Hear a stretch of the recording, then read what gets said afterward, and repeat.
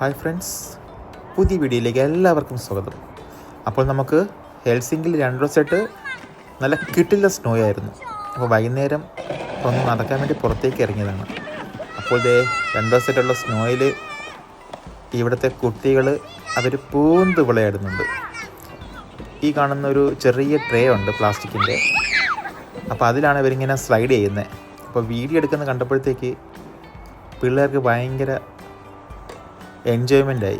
അപ്പോൾ അവർ സ്പീഡിന് പോയി വരിക.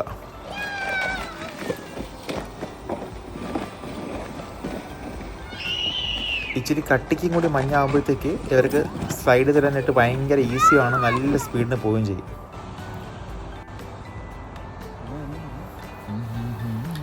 അപ്പോൾ ഇന്നത്തെ വീഡിയോ ഇത്രയേ ഉള്ളൂ. പുതിയ വീഡിയോയിൽ കാണുന്നവരെ ബൈ ബൈ.